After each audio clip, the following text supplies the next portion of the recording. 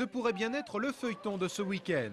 Après leur expulsion hier matin aux aurores d'un bâtiment appartenant à la ville d'Angers, la soixantaine de squatteurs de la rue Lyonnaise s'est vue proposer des solutions d'hébergement dans la journée.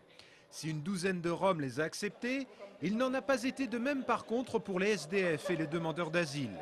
Après une manifestation hier en fin d'après-midi devant la mairie, ils se sont finalement rendus au Théâtre du Quai en début de soirée en annonçant vouloir passer la nuit sur place car ils estimaient que les solutions proposées n'étaient pas satisfaisantes. On nous a proposé à l'origine 20 places au Sésame, donc en asile psychiatrique. Je pense que nous ne sommes pas fous. On a été assez choqués, donc les demandeurs d'asile solidaires ont décidé de refuser toutes les propositions d'hébergement, qui étaient d'ailleurs toutes des propositions de place en hôtel. Mais finalement, les squatteurs de la rue Lyonnaise ne passeront pas la nuit au quai. Vers 1 h du matin, la police intervient en effet pour évacuer les lieux. Cet après-midi, les Roms, les demandeurs d'asile et les SDF se sont rassemblés devant la mairie d'Angers. Seuls les demandeurs d'asile sont assurés ce soir de dormir dans des hôtels. Les autres ont refusé les hébergements proposés. Des solutions d'urgence devraient être annoncées lundi. En attendant, un collectif de soutien a appelé les Angevins à manifester demain à 14 h 30 devant la mairie d'Angers.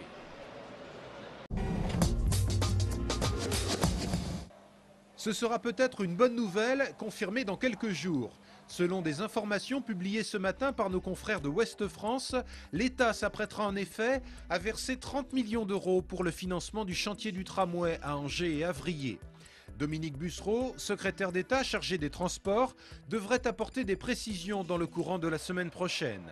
Pour l'instant, l'État ne s'est engagé qu'à hauteur de 7 millions d'euros dans ce chantier, dont le coût global est évalué à 300 millions d'euros hors taxes.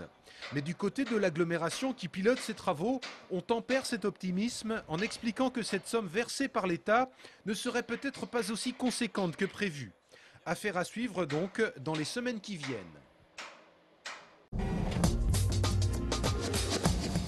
Le chiffre, ou plutôt les chiffres du jour, concernent les frais de campagne des deux principaux candidats aux dernières élections municipales à Angers. Pour être réélu maire d'Angers, le PS Jean-Claude Antonini a dépensé 185 369 € contre 140 411 € pour son adversaire UMP, Christophe Béchu. Il faut accepter le résultat. Ayant tous deux largement dépassé les 5% de suffrages obtenus, ils ont chacun reçu un remboursement de l'État, un remboursement forfaitaire de 108 000 € qui couvre en totalité ou presque les dépenses personnelles engagées par chacun des candidats. Le reste des sommes étant financées soit par des contributions de leur parti, soit par des dons. Moi j'habite ici. Pour terminer notre série de reportages sur le Burundi, nous allons vivre quelques instants aux côtés de Gilbert, un étudiant à l'école de sport de Bujumbura, la capitale du pays. À 28 ans, Gilbert vit dans l'enceinte de l'université. Ici dans cette chambre, nous sommes à deux. Vous êtes à deux dans la chambre? Oui, deux dans la chambre. Gilbert vit dans seulement 8 mètres carrés avec son camarade fidèle, mais il s'estime déjà privilégié de pouvoir vivre ici. Nous devons vivre comme ça et nous devons habituer à vivre comme ça parce que ça nous aide aussi dans la vie à venir. Parce que si on est pauvre, on doit accepter tout et c'est à partir de cette pauvreté que tu vas devenir riche, que tu deviens quelqu'un qui peut aider le pays et même toi aussi, et même la famille. Ce jour-là, Gilbert n'a pas de cours. Il en profite alors pour faire sa lessive dans des conditions un peu particulières. Comme ici, il n'y a pas d'eau. Ici. Et pourquoi il n'y a pas d'eau? C'est la quantité qui est insuffisante d'eau. Je vais faire ma lessive là-bas. Gilbert est nourri et logé par l'université. Pour le reste, il dispose de 9 000 francs burundais, soit environ 6 € par mois. Dans ces conditions, les moments de détente hors de l'école sont plutôt rares. Quelquefois, nous avons l'habitude de venir ici. Nous pouvons s'asseoir là-bas. Nous échangeons avec les autres et nous regardons la circulation aussi.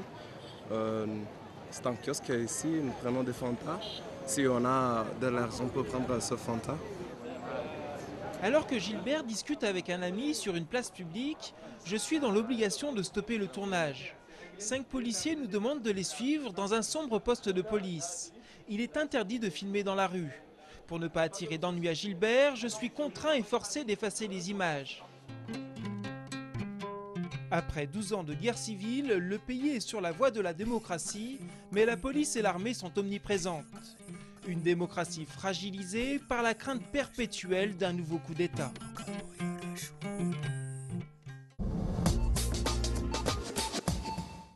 Déchirer, arracher, lacérer, voilà comment le plasticien Jacques Villeglé collecte les affiches publicitaires pour les transformer en œuvres d'art visibles à partir de demain au Grand Théâtre d'Angers. Voici quelque temps, nous avions rencontré l'artiste dans un de ses ateliers parisiens.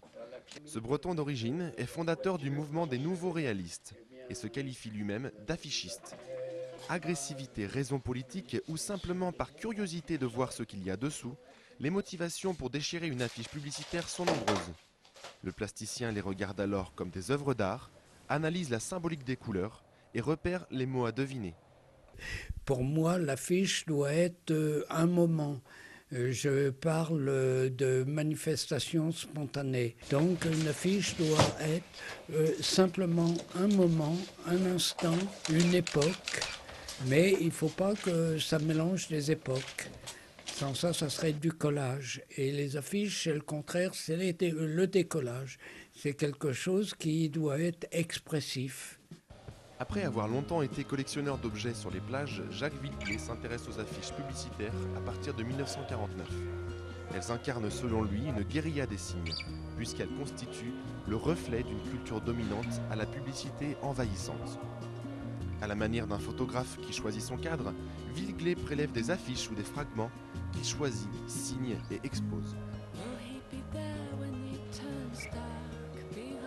Cette exposition sera peut-être une idée de sortie pour vous ce week-end. Elle sera visible jusqu'au 28 juin au Grand Théâtre d'Angers, place du Ralliement.